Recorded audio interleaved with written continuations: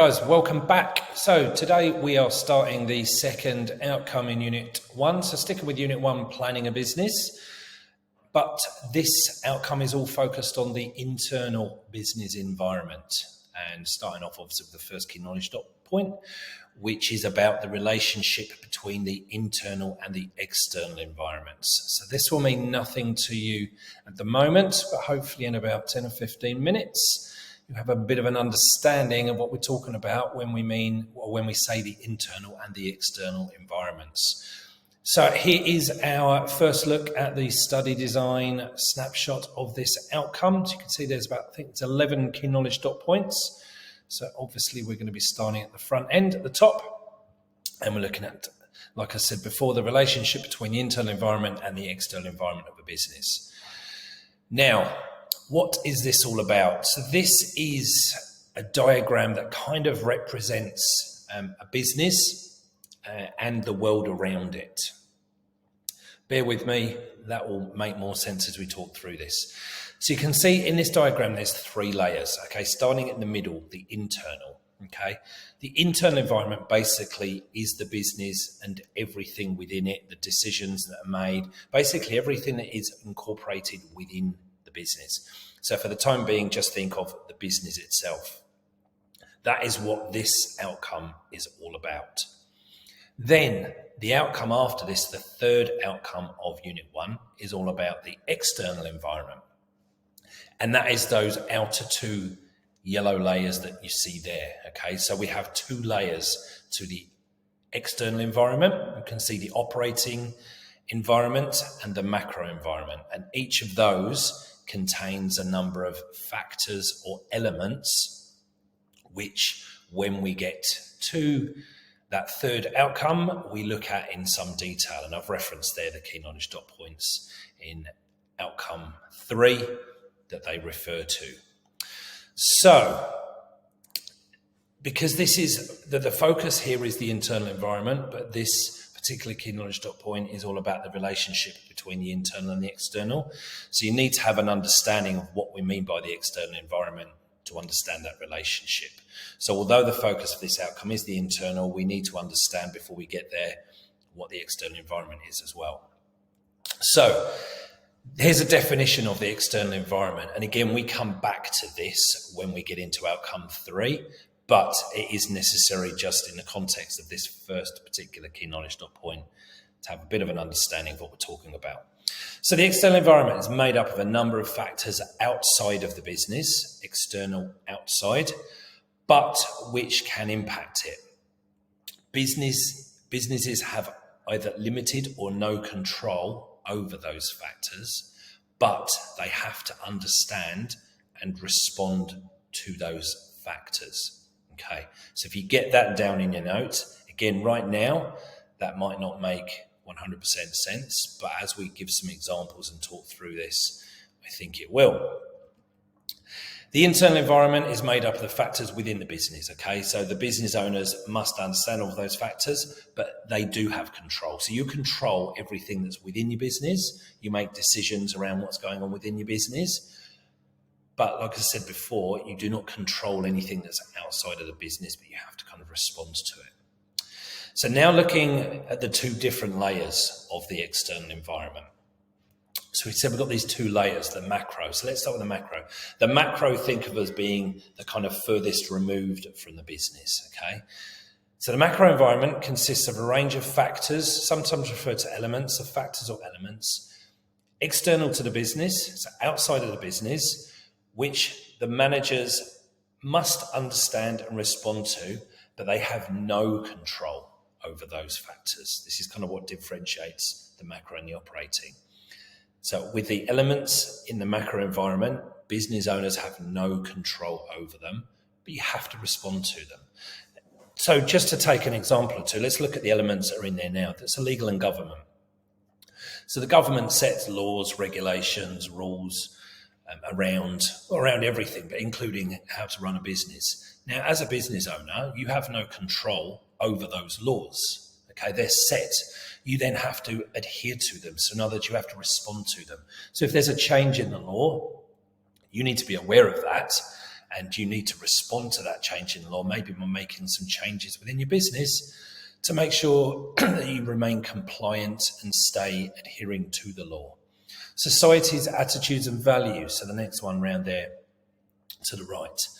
Okay, the attitudes and the values of people in society and the community at large are constantly changing. And again, we talk in some detail when we get into outcome 3. But just for now, understand that, the attitudes of people in society change, and as a business owner, again, we do not have control over those changes in attitudes and values, but it's really important that we're aware of how they're changing. And again, we respond to that by making changes within our business to reflect those. Economic conditions, the next one round. Again, in economic conditions, interest rates, inflation, all of the stuff that's going on in the economy, the government tries to control this stuff. Again, a business owner has absolutely zero control over the economy or the economic conditions that are present right now, but have to be really aware of them because they can really impact your business. So again, you have to be aware of what's going on in the economy, all these economic conditions, respond to them, maybe making different decisions and making some changes within your business to reflect them. So as an example here, as I'm sitting here in, December 2023, we have higher interest rates in Australia than we've had for some years. As a business owner, that can really impact you because you might have pretty big loans for your business, and now your repayments are going to be higher. So you need to take all of this into account with your decision making, what you're doing within your business, and so on and so forth. If you continue around that diagram there, all of those things in a macro level, the macro environment, business owners don't control them, but they have to respond to them and maybe make some changes within the business to reflect that. Now we come within a little closer, so the operating environment. So this is the one that consists of a range of factors, again external, because remember the external environment is made up by both the operating and the macro. But here, the business directly interacts with these factors. So now we could say the business owner maybe has a certain degree of control, some control over those factors. Not complete control, but maybe a little bit more control than what you could argue with those macro factors, where there is absolutely nothing a business owner can do about those things in the macro environment, but has to respond. But because we're interacting with the factors in the operating environment, you could say that we have some control perhaps over them. And you can see in there customers, competitors, suppliers, special interest groups. We're not going to talk about now. We'll get onto them when we get into outcome 3. Now, how does the internal environment relate to the external? So that's the focus of the first key knowledge dot point, okay? So business owners, business managers, they have control over the factors within the internal environment, okay? Because this is the business itself. This is what you directly control. As a business owner, as a business manager, you are directly controlling what's going on within your business. Now, in terms of the relationship, what these owners or managers need to do is to change or adjust those internal factors in response to those external factors that they can't control, but are going to be impacting the business, okay? Now, the way I kind of look at this, or a way to kind of visualize this is, I don't know if you recognize this game, this is Asteroids. It's a 1980s video game, very basic game. So you can see the little spaceship in the middle there, you're controlling that spaceship and you're moving around the screen. These are all asteroids kind of coming in and bombarding you from all different directions. And the idea of this game is to survive by not getting hit by an asteroid and by shooting the asteroids before they hit you. Okay, and the longer you go, the more you score, you win the game. That is kind of how I visualize this relationship here. So that spaceship, that is the business. That's the business owners and the business managers in control of the spaceship, in control of the business. And those asteroids that are kind of flying at you from all directions, that kind of represents all of those factors in the external environment. Because all of those factors in the external environment are constantly changing. Okay, so as a business owner, you constantly have to be aware of what's going on in the broader world around you. okay, in the external environment, in the world surrounding a business, not just be looking inwards at your business all the time. You need to be looking at what's going on in the world around you and responding to that. So I kind of visualize this a little bit like that asteroids game. You're constantly battling, trying not to get impacted negatively by anything that's happening in the world around you. And there's lots and lots of examples in history of businesses that have not done that very well and have ceased to exist because they've kind of got hit by one of these asteroids without realizing. Okay, so just some examples of how those external factors can impact the internal environment. And hopefully as we're kind of going through this video, you're starting getting an idea of what we mean by the internal and the external, and how one impacts on the other. So going back to legal and government regulations in the macro environment, how can that potentially impact the internal environment, in other words, our business? Okay, so changes to government policy or legislation might necessitate a business to change some procedures to remain legally compliant. I talked about that before. So as an example, in March 2021, the Australian government introduced a new law, basically, the Privacy Amendment Notifiable Data Breaches Act 2020. That was an amendment of an original piece of law which has stood since 1998, the Privacy Act. So this amendment mandated that organisations have to notify individuals and the Office of the Australian Information Commissioner when a data breach occurs that is likely to result in serious harm. Okay, so this led to businesses making changes to their internal systems and policies, including employee training, customer communications, and strengthening the security around the storage of their data. So if businesses did this well, not only would businesses avoid potential legal repercussions, but they also then demonstrate a commitment to customer privacy and data security, and therefore build trust with their customers. So I guess that the reason for the need for this change in the law, or the introduction of this new amendment to the law, was because the amount of data that businesses now hold on all of us. And there'd been some pretty high profile data breaches when hackers had, infiltrated systems and stolen data. So the idea of this is to encourage businesses to protect the data that they store on their customers, basically. So you can see how a change in the law has changed the internal environment. In other words, how businesses kind of structure and the policies and the things that they do within the business itself. Economic conditions. If economic conditions are poor, for example, rising interest rates, sitting here in December 23 for the last 12 months or so, customers are going to be less likely to buy things, okay, because they're paying more for their mortgages, their loans are going to be costing them more money. So basically, people in the community are going to be kind of tightening the belts and perhaps spending less money than they would have otherwise because the cost of living has increased, okay? So then businesses might need to think about saving costs themselves, or maybe producing fewer products to adjust for a declining demand. Okay, this could impact businesses lots of different ways, but that's one way in which that could kind of play out. So an example here, real estate development businesses specializing in constructing residential apartment buildings. Now, they would have been relying on these low interest rate loans to finance their project now for a number of years, okay?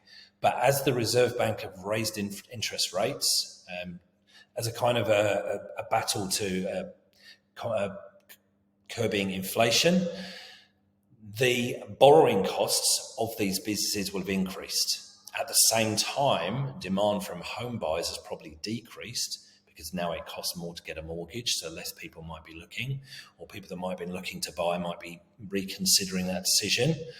So if these businesses that are focusing on residential apartment buildings do nothing, they might not survive.